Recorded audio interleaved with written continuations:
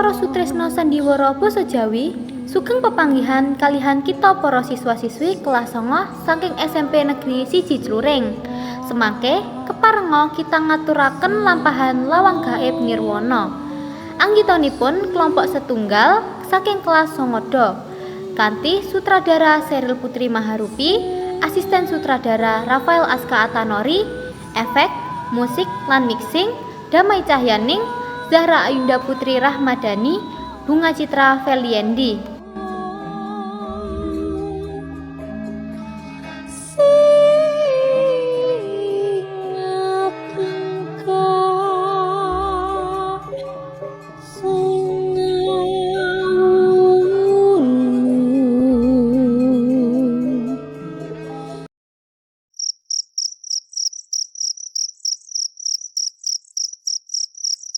Kesel banget kerja ing omah wae bosen. Apa aku ngajak kanca-kanca dolan wae ya?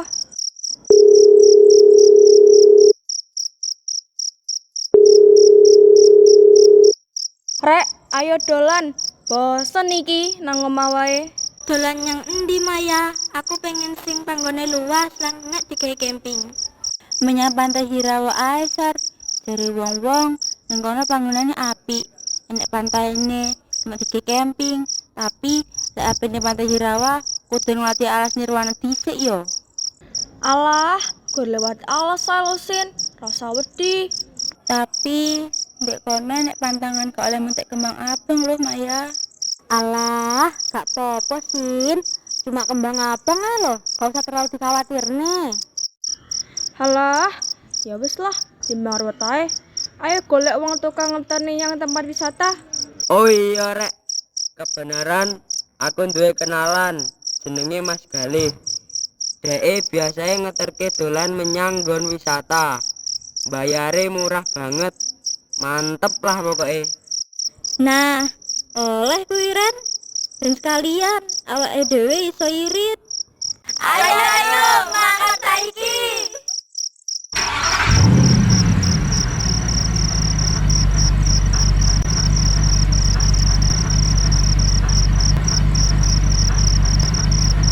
Dalane ning kene kok elek banget sih.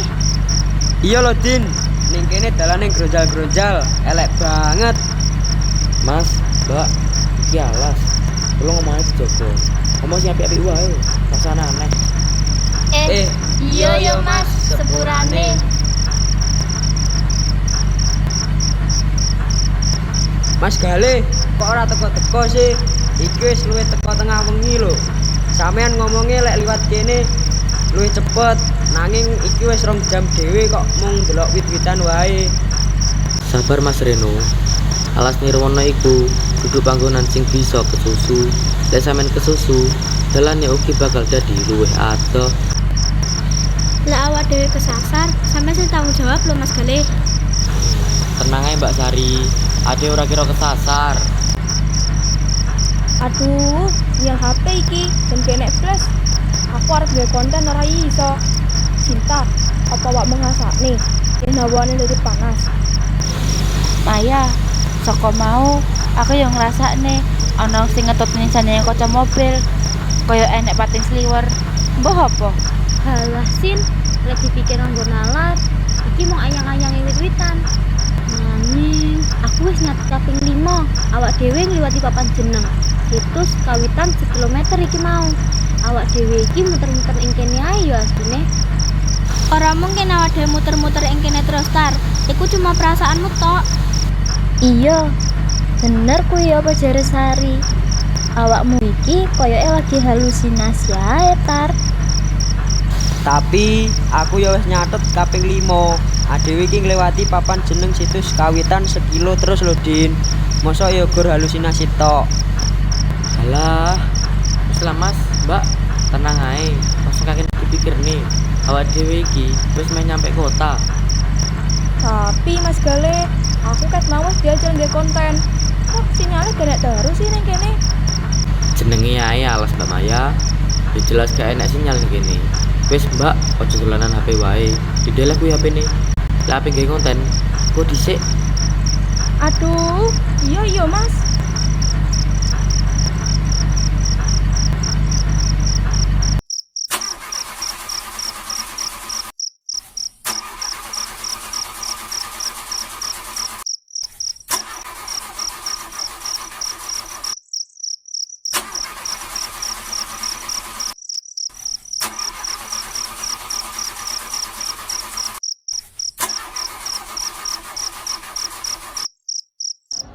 Mas Gale, iki piye? Mesinnya mati.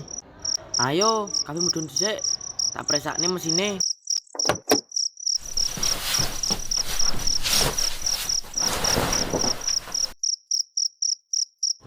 Aduh, piye sih Mas Gale? Kok ndadak enek acara mesin mati? Sampeyan pas budal mau, kira semriksa mobil gurung sih. Iya Mbak Sinta, sepurane aku lali ngecek mesin mobile. Halah, piye sih Mas? Lah ngene iki ngulur waktu jenenge. Terus kapan iki adewe tekone? Iya, sepurane Rin. Makane sampean kabeh saiki meneng dhisik. Aku tak mriksa mesin mobile. Tapi aja ada-ada teko kene ya, bahaya. Iya, Mas.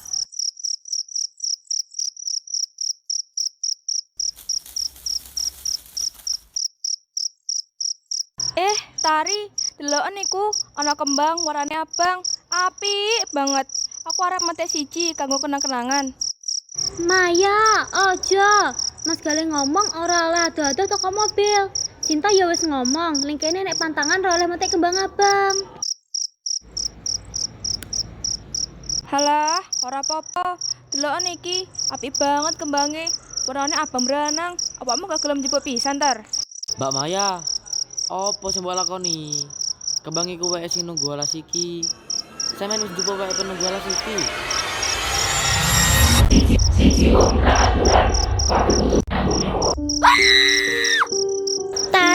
Tari ana ning ndi? Mas Gale, sampean kudu tanggung jawab. Ning ndi kancaku? Hahaha. Kancamu wis dadi bagian teko alas iki, Rin.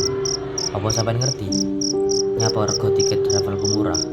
Amarga aku ora butuh duit. Sing tak butuhne nyawamu kanggo saji ing kene. Iku ora masuk akal, Ren. Iki mesti mung mimpi.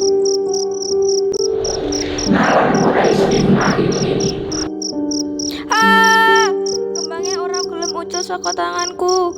Wis akibatnya pangga nempel. Tulungono aku. Tenang Maya, tenang. Kene tak ewangi ngeculke kembange. Ora iso Sari, ora iso. Kembangnya ora gelem ucul.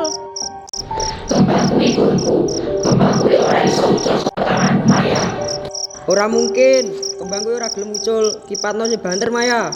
Kembang kuwi ora iso ucul Mas Reno. Kembang kuwi enek penunggune. Pancene sampean iku sing salah. Wis metik kembang abang kuwi. Iso Mas Gale. Aku percaya kembangku iso ucul saka tangane Maya. Aduh, tenganan awakku dadi gatel kabeh. Metu bentel-bentelane. Apa kuwi Maya? Bentel-bentelane mirip kembang api tukul.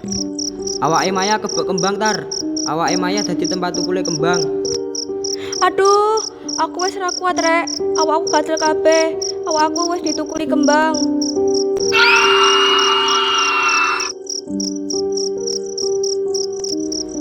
Kembangnya abang, Maya, Tari, kabeh awake kebek kembang.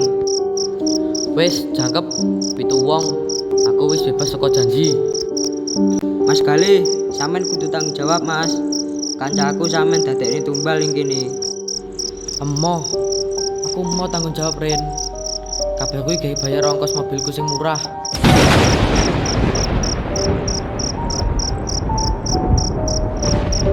Aku ora kuat karo keadaan iki. Aku iso edan, aku edan.